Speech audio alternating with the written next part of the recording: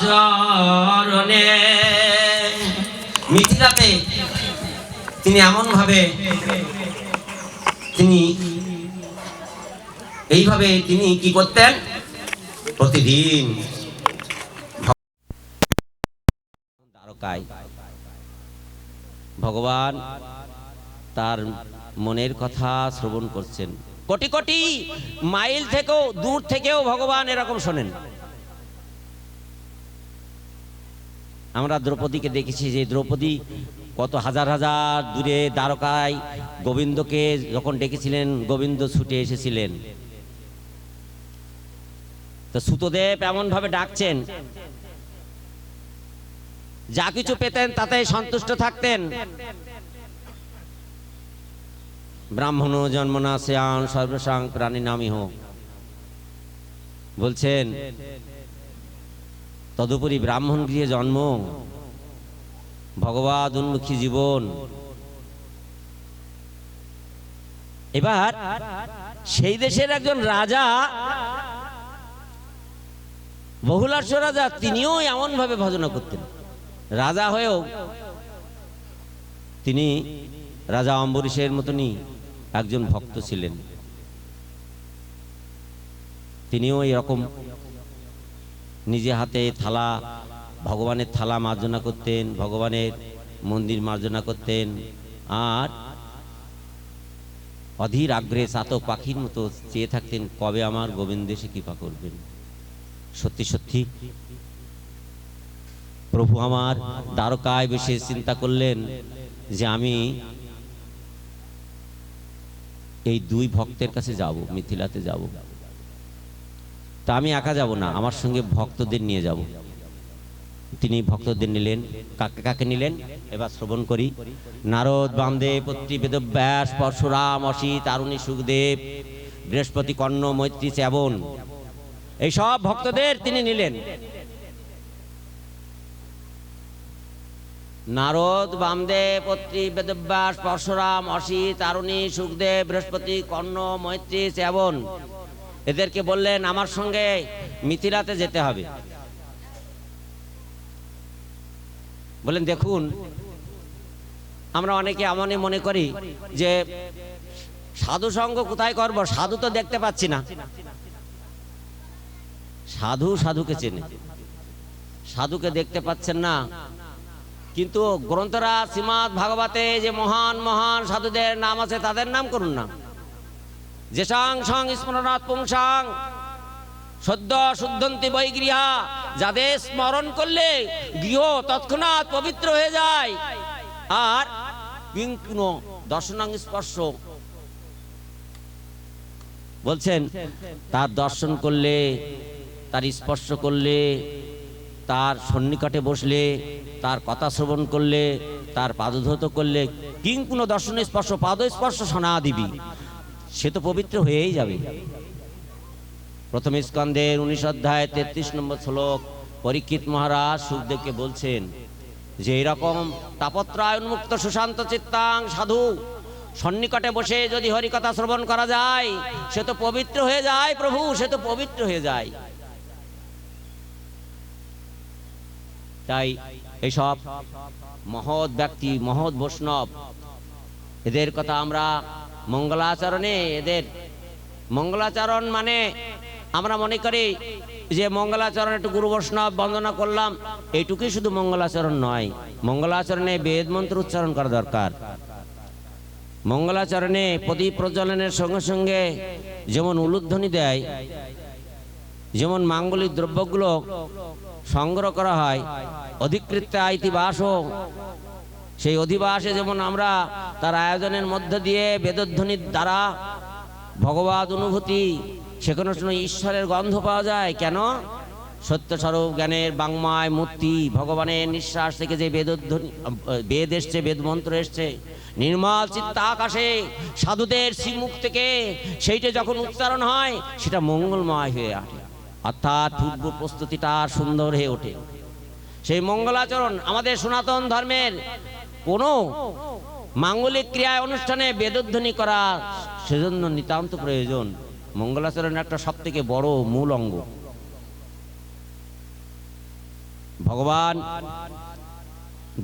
ভগবান কৃষ্ণ কি করলেন, দ্বারকা থেকে মিথিলায় যাবেন, তা উনার যে রথ চালায় দারুককে বললেন, দারুক আমরা মিথিলাতে যাব, তুমি রথ সাজাও। দারুক রথ সাজালেন, দ্বারকা থেকে বিদেহ দেশে অভিমুখে গমন করছেন। সঙ্গে সাধুরা রয়েছেন, ব্রাহ্মণ বৈষ্ণবগণ রয়েছেন। গমনকালে প্রতিবদ্ধ স্থানে স্থানে তারা পুরবাসী দ্বারা পূজিত হচ্ছেন। আর যারা পূজা করছেন এরাও নাকি সৌভাগ্য করে এসেছেন যে আমরাও পৃথিবীতে জন্মগ্রহণ করব, আর ভগবান এই পথ দিয়ে যাবেন, তখন আমরা এই সমস্ত আমরা পূজার সামগ্রী নিয়ে উপস্থিত হব ভগবানের পূজা করবার জন্য। গমনকালে প্রতিমধ্য স্থানে স্থানে তারা পুরবাসী দ্বারা পূজিত হচ্ছেন। তত্র তত্র তমায়ন্তং পৌরাজানুপদনিপা উপতস্থ সার্গহস্তাগ্রহী সূর্যম ইবোদিতম। তারপর কোথায় দ্বারকা আর কোথায় মিথিলা, সেই মিথিলায় যখন যাচ্ছেন পথে অনেক অনেক অনেক জনপদ, তারপর মাঠ, জায়গা জায়গার অনেক নাম আছে। আনত্ত ধন্য কুরুজঙ্গাল কঙ্কুমৎস পাঞ্চাল কুন্তি মধু কেকয় কৌশালন্য আদি বহু দেশের নরনারীগণ নিজ নয়নের পথে ভগবান শ্রীকৃষ্ণ সেই উদার হাস্য স্নিগ্ধ প্রেমদৃষ্টিযুক্ত কৃপা কটাক্ষ যুক্ত বদনে মকরন্দ সুধা পান করছেন, ভগবানকে দর্শন করছেন। এই জন্মে এইরকমই প্রার্থনা করেছিলেন যে প্রভু যখন যাবেন মিথিলার পথে তখন একটু তো দর্শন হবে। এ তো বহু বহু জন্মের একটা আকাঙ্ক্ষা পূরণ হচ্ছে। তিলকের গুরু ভগবান কৃষ্ণের দর্শন লাভ করে তাদের অজ্ঞান দৃষ্টির বিনাশ হচ্ছে। তিয়র্ষিতং প্রাপ্তমাকন্ন পৌরাজানুপদনিপা অবিহর মুদিতাস্তস্মৈ গৃহীতারহণম পানায়া। সব নাগরিক গ্রামবাসী সবাই উৎসুক চিত্তে অতি আগ্রহে ভগবানের দিকে আসছেন, যে সেখানে কিন্তু নারদ, বামদেব, অত্রি, বেদব্যাস, পরশুরাম, অসিত, তারুণী, সুখদেব, বৃহস্পতি, কর্ণ, মৈত্রী, চ্যবন এইসব ঋষিগণ আছেন। তাদেরও সাধু দর্শন হচ্ছেন, একদিকে ভগবানের দর্শন হচ্ছে। ভগবান শ্রীকৃষ্ণ দর্শন লাভ করে তাদের হৃদয় কমল, নয়ন কমল আনন্দে প্রমাথসূর্য প্রস্ফুটিত হয়ে উঠল। ভগবানকে দর্শন করলো, আর দর্শন করলো সেই মুনিদের যাদের কেবল নামই এতদিন শুনেছ। আর তার নিষ্কাম সাধুদের দর্শন করলেন। মধুমঙ্গলময় সন্ত সমাজ জগ জঙ্গম তীর্থ রাজু, তীর্থদের মধ্যে রাজা হলেন সাধু। সাধু সঙ্গ তাত স্বর্গ অপবর্গ সুখ বলছেন তুলসী দাস, তাত স্বর্গ অপবর্গ সুখ। কি বলছেন যে যত স্বর্গ সুখ আছে তাত স্বর্গ অপবর্গ সুখ ধরিত তুলায় কঙ্গ তুলনা নাই সকল মিলি যো সুখ। বলছেন সাধুর সঙ্গে স্বর্গের সঙ্গে তুলনা করতে নেই, এমনকি মুক্তির সঙ্গেও না। সৎসঙ্গের সঙ্গে, মহৎ সঙ্গের সঙ্গে মুক্তির সঙ্গে তুলনা করা চলে না। সাধু সঙ্গ এমন, সাধু সঙ্গে যখন বসে থাকেন তখন মুক্তির থেকেও সে অনেক দামি। বলছেন সেই সাধুরা আজ মিথিলায় যাচ্ছেন। সেই একান্ত যারা ভগবানের সেবা করেন, প্রার্থনা করেন, তুলসী পরিক্রমা করেন, একাদশী করেন, চাতুর্মাস ব্রত করেন, দামোদর ব্রত করেন, এইসব ব্রতধারী তারা চাতক পাখির মতো চেয়ে আছে কবে ভগবান আসবেন। আসছে, ভগবান আসছেন, কিন্তু ভগবান এখন পথে। তাই বহুলাস্য সুতদেব দুইজনে একসঙ্গে চিন্তা করছেন প্রভু মনে হয় আসবেন, এরকম চিন্তা করছেন। ভগবান যেন হৃদয়ের মধ্যে দিয়ে তাকে জানাচ্ছেন যে আমি আসছি। আসলে ভগবান তো তার হৃদয়ে রয়েছে, ভগবান তো জিহ্বায় থাকেন। কেন? যে নাম সেই কৃষ্ণ ভজ নিষ্ঠা করি নামে সহিত আছেন আপনি শ্রীহরি। নিষ্ঠা নৈশ্চল্য উৎপন্না যস্যাতি নিষ্ঠিতা। নিষ্ঠার সঙ্গে নাম করলে নাম নামী অভেদ, ভগবান তার কাছে আসেন। এই সুন্দর সুষ্ঠ সংস্কার দ্বারা সেবনমুখী হয়ে ভগবানের নাম করার কথা। শ্রুতি শ্রুতি পুরাণাদি পঞ্চরাত্রি এই অনুযায়ী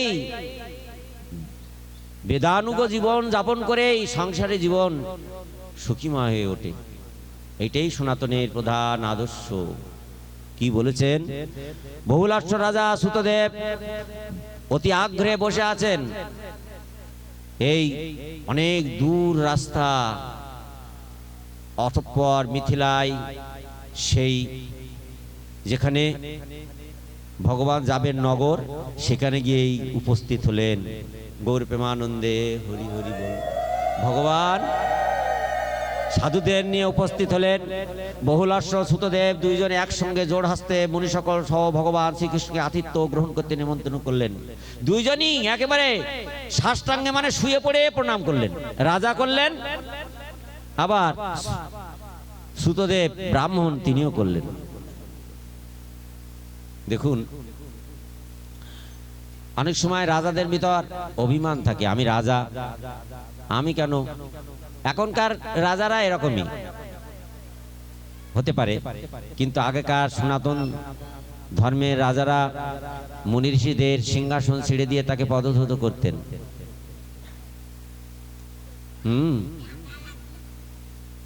এবং একজন জমিদার দেখলেন যে বিষ্ণুদাস সে একটা তাল পাতা কুড়ে ঘর করে ভগবানকে ডাকছেন, সেখানে অনেক ভক্ত।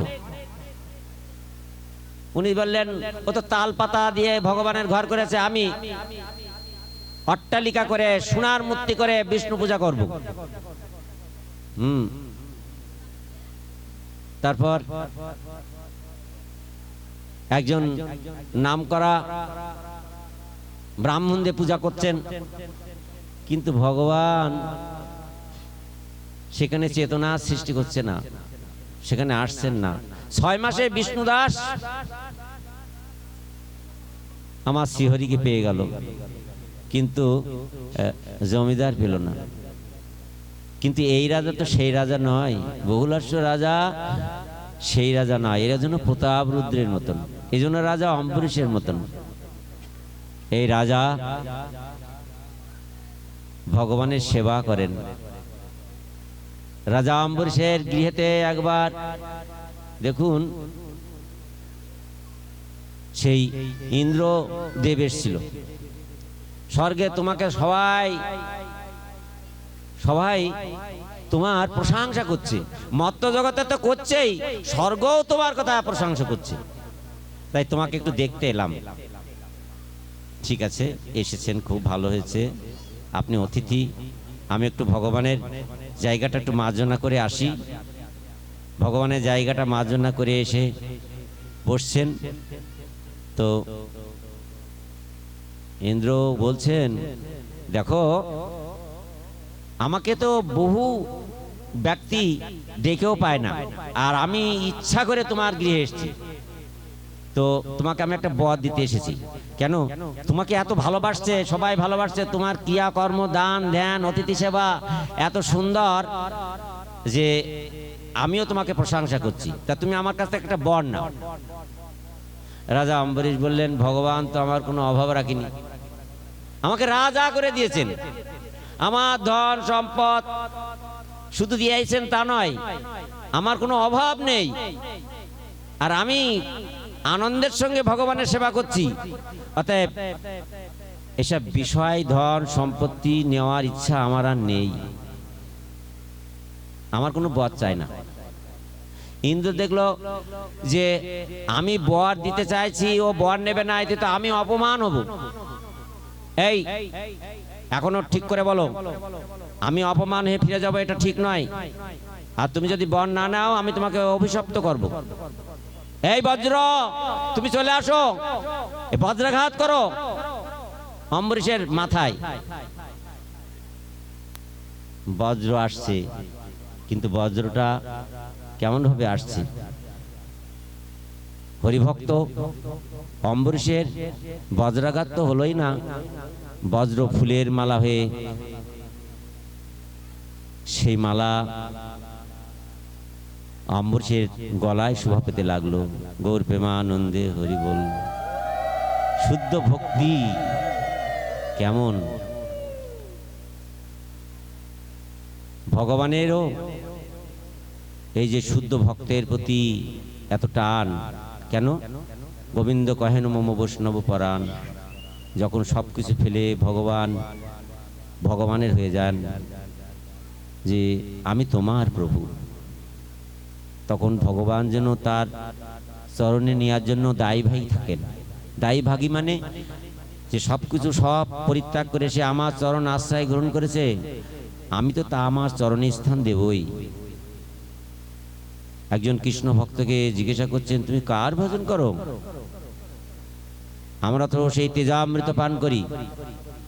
আর সনাতন ধর্ম জানবেন, প্রথম স্কন্ধের 2য় অধ্যায়ের 11 নম্বর শ্লোক, সেখানে বলছেন, বদন্তি তত্ত্ববিদস্তত্ত্বাদ্যাস জ্ঞানমধ্যয়াং ব্রহ্মতি পরমাত্মতি ভগবান ইতি শব্দতে। ভগবান 3 রূপে প্রকাশ হলেন, ব্রহ্ম, পরমাত্মা আর ভগবান। নিরাকার ব্রহ্মের উপাসনা যারা করেন, তেজামৃত পান করেন, জ্ঞানামৃত পান করেন, পরমাত্মা যারা ধ্যান করেন, নিশ্চল সন্নিবিষ্ট মনে অন্তর্মুখী হয়ে যান। আর ভক্ত ভগবানকে একান্ত রূপে নিজের করে আপন করে মালা পরান, চন্দন দেন, যা কিছু আছে উজাড় ভালোবাসায় তাকে নিবেদন করে প্রসাদ পান। আমি কার ভজন করি তুমি জানো? তুমি কার ভজন করো? আমি ওই যে তাহার অঙ্গের শুদ্ধ অঙ্গের কিরণমণ্ডল, উপনিষদ কহে তার ব্রহ্ম সুনির্মল। কোটি কোটি ব্রহ্মাণ্ডে যে ব্রহ্মের বিভূতি, সেই ব্রহ্ম হয় আমার গোবিন্দের অঙ্গ কান্তি। সেই গোবিন্দ ভজি আমি সেহ মোর পতি, তাহার প্রসাদে মোর হয় সৃষ্টি শক্তি। আমি যার ভজন করে তার অঙ্গের কিরণমণ্ডল আলা জ্যোতি, তার তেজকে তোমরা ধ্যান করো। আর কলিহত জীবের জন্য সুন্দর সুন্দর গৌরহরি আমার সহজ সরল ভজনের কথা বলে গেছেন। কি করবেন সেটা আমরা এই সুতদেবের মুখ থেকে শ্রবণ করব। সুতদেব আর বহুলাস্য রাজা একেবারে সাষ্টাঙ্গে ভগবানকে প্রণাম করলেন। আর ভগবানও যেন অতি আগ্রহে, তিনিও যেন আপ্লুত হয়ে উঠলেন। ভগবানও আপ্লুত হয়ে ওঠেন ভক্তের, এমন শুদ্ধ ভক্তের কাছে। দুইজনই হাত জোড় করে তার গৃহে যাওয়ার জন্য, সেই রাত্রিতে থাকবার জন্য প্রার্থনা করলেন। ভগবান যেন বলে উঠলেন, যেন মানে মানে ভগবান তার অন্তর থেকে কাকে বলছেন না, দুজনকে বলছেন, আমি তোমার গৃহেই যাব। সুতদেবকে বললেন তোমার গৃহে যাব, বহুলাস্য রাজাকে বললেন তোমার গৃহে যাব, তোমার প্রাসাদে যাব। এখন বলে ফেলেছেন দুইজনের ঘরেই একই দিনে যাবেন। এখন দেখা যাক ভগবান দুইজনের ঘরে কিভাবে যায়। বেশ সন্ধ্যা হয়ে আসলো। ভগবান তার পার্ষদগণ নারদ, বামদেব, অত্রি, বেদব্যাস, পরশুরাম, অসি, তারুণী, সুখদেব, বৃহস্পতি, কর্ণ, মৈত্রী, শ্রাবণ এদেরকে নিয়ে এক রথ নিয়ে বহুলাস্য রাজার প্রাসাদের দিকে গেলেন। আর একটা রথ নিয়ে আবার ওই কয়েকজন আবার ভগবান একই সময়ে সুতদেবের অভিমুখে চললেন। এটা ভগবান বলে সম্ভব। আচ্ছা, ভগবান কথা দিয়েছেন, কিন্তু এর পার্শ্বদজ্ঞান কেউ বুঝতে পারছে না। যা ওরা যখন মনে করছেন, তখন মনে করছেন না আমি বহুলাস্য রাজার বাড়িতেই যাচ্ছি। আবার মাঝে মাঝে মনে করছেন মায়া এমন, ভগবান মায়া দিয়ে এমন করে রেখেছেন। আবার নারদ, বামদেব, অত্রি, বেদব্যাস, পরশুরাম, অসি, তারুণী, সুখদেব, বৃহস্পতি, কর্ণ, মৈত্রী, শ্রাবণ এই ঋষিগণ ভাবছেন না আমরা সুতদেবের বাড়িই যাচ্ছি।